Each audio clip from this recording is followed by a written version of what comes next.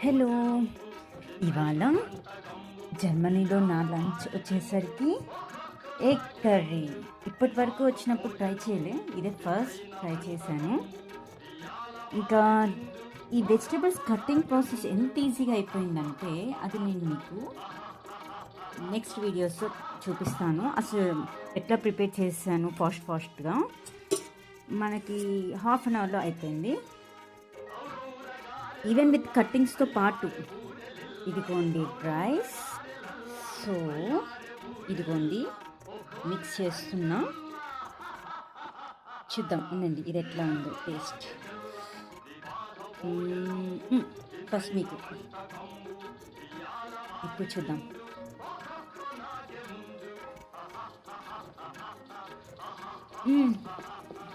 కుదిరింది, సక్సెస్.